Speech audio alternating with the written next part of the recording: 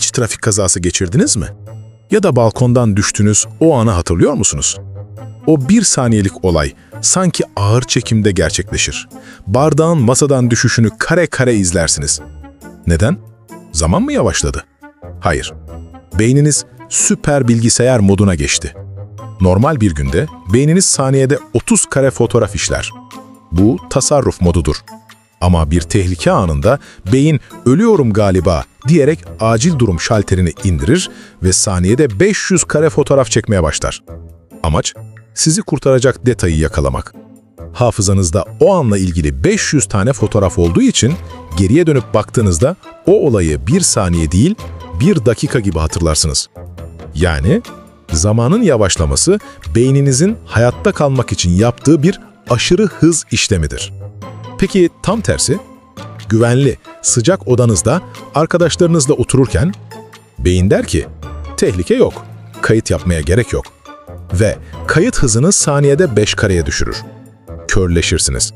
Detayları kaybetmeye başlarsınız. 3 saat geçer ama beyninizin elinde sadece 10 dakikalık görüntü vardır. İşte bu yüzden mutluluk zamanı hızlandırmaz. Mutluluk beyni uyku moduna alır. Zamanı öldüren şey konfor alanıdır. Peki ya yıllar? Neden yaşlandıkça seneler bir hafta gibi geçiyor? Bunun sebebi rutin. Beynimiz mükemmel bir veri tasarrufçusudur. İşe giderken her gün geçtiğiniz o sokağı düşünün. İlk gün her ağacı, her dükkanı fark ettiniz. Beyin bunları tek tek kaydetti.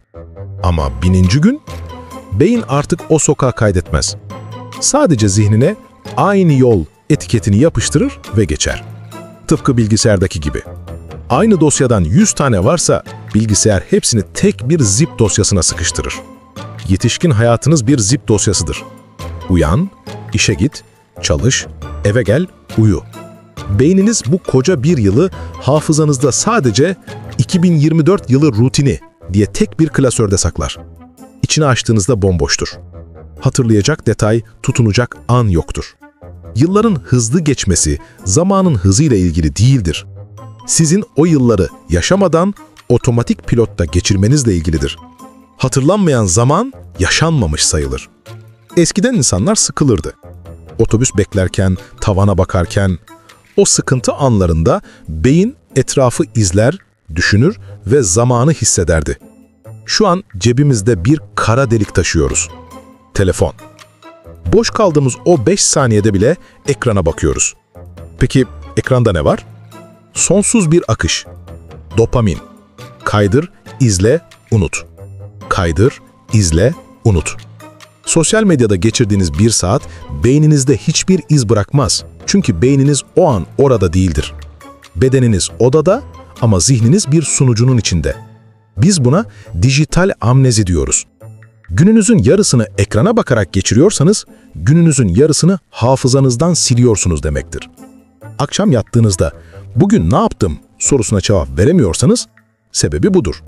Günü yaşadınız ama kaydetmediniz. Duygusal sebepleri geçelim, işin acımasız matematiğine gelelim. 5 yaşındaki bir çocuk için bir yıl tüm hayatının %20'sidir. 5'te 1'i. Kocaman bir pasta dilimi. O yüzden bitmek bilmez. Ama 50 yaşındaki biri için bir yıl hayatının sadece %2'sidir. 50'de 1'i. İncecik, fark edilmeyen bir dilim. Matematiği değiştiremeyiz ama algıyı değiştirebiliriz. Zamanı yavaşlatmak istiyorsanız beyninizi şaşırtmak zorundasınız. Yeni bir hobi, yeni bir yol, yeni bir kat, yeni bir korku. Beyin sadece yeni olanı kaydeder. Eğer hayatınızın geri kalanının yavaş ve dolu dolu geçmesini istiyorsanız o otomatik pilot tuşunu kapatın. Yarın değil, şimdi.